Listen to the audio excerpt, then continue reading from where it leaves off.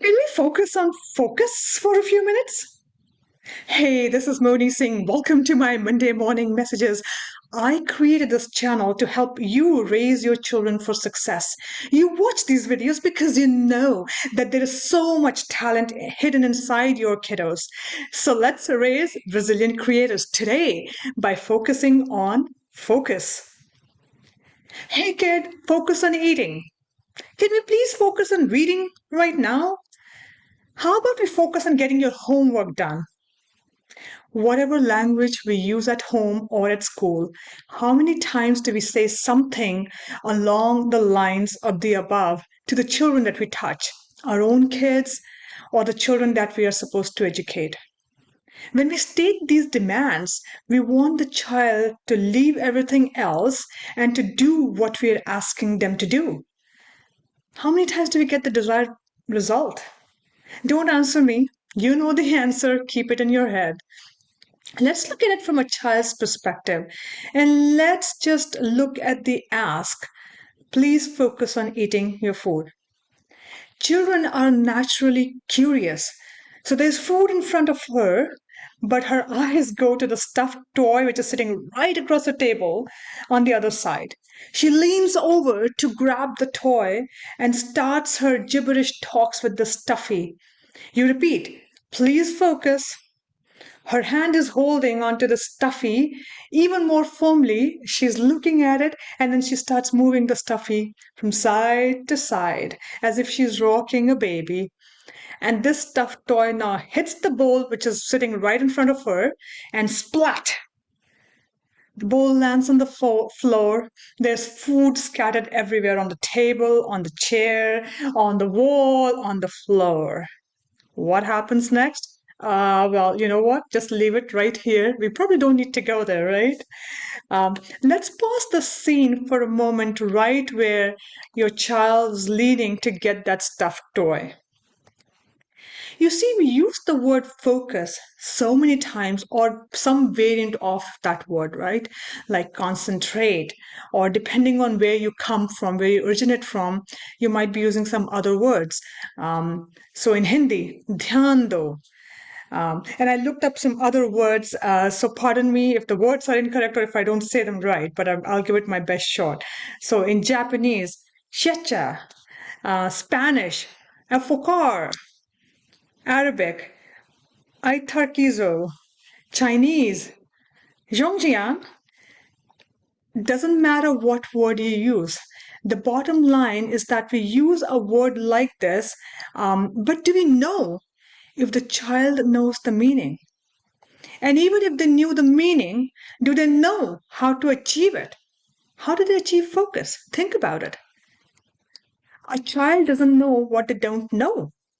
And as adults, some of these words come into our general vocabulary and we say it, expecting that the other person knows it and expecting the intended outcome, but it's quite possible that the child has absolutely no idea what we are talking about.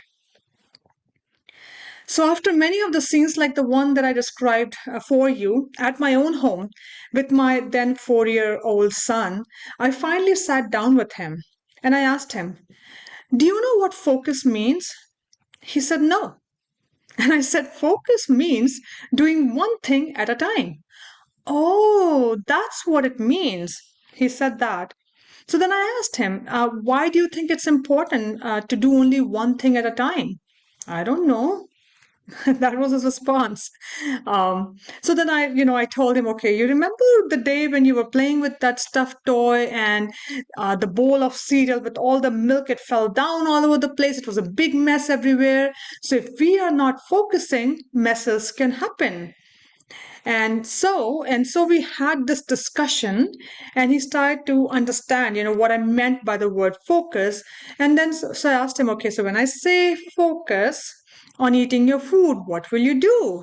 And then he tried to explain in his own words what he could do when he heard me say focus on your food.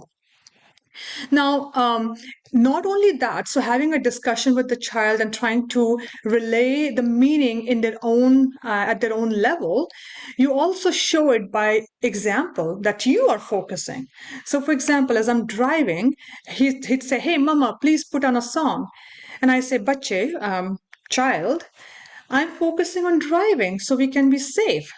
When I get a traffic light, I'll stop and then I can play the song for you." So, so that's very important, right? You talked about it, you explained the meaning to them, and you're also showing it by your own example. Now, if you think that you said it once, twice, three times, even four times, and you're imagining that the focus will be there, you're mistaken. Remember, kids need a lot of repetition. Hey, if this is something important for you, you're going to tell them again and again. After all, your children are also testing you.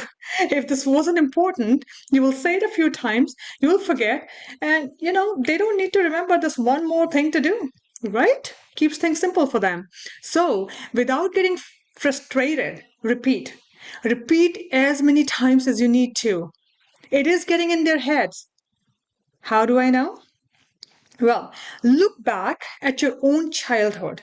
What are some of the things that you were told again and again? You may have hated it back then, but do you find yourself doing those same things today by yourself? Growing up, I remember every time I'll come from outside, my mother would say, "Moni, wash your hands." Of course, she took all the time needed to explain to me why it was important, the germs and all those things. It was important to wash the hands. I understood that. I understood the rationale. But it was just one other chore back then. And any time I could find a way to sneak in without having to wash my hands, oh, that was great.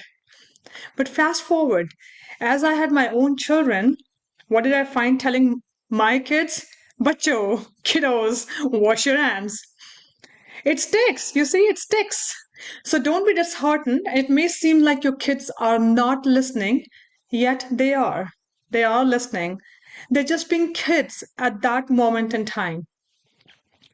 Now, look at one of my creations, STEM for Kids. Here we coach kids into hands on learning on the topics of science, engineering, and technology. And we have baked repetitions into the process of teaching STEM in multiple ways to engage multiple senses.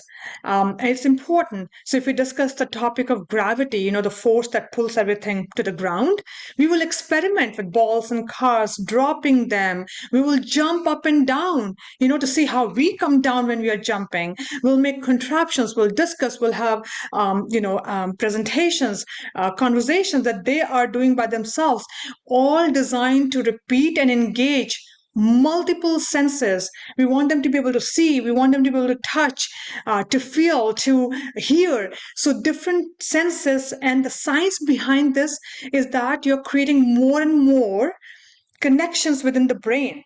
So, more and more neural pathways get connected, and the more of those connections happen in the brain, that knowledge sticks. So, with my 4-year old, after numerous days of reiterating focus, came a day when I called him and he said, "Mama, I am focusing on making my marble run."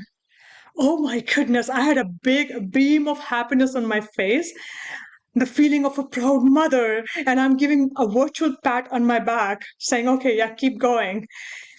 But there's also a reminder to keep things real. It was a great milestone, right? He's using the word focus, but I have to still keep repeating and reinforcing so he remembers and the learning stays, the learning sticks.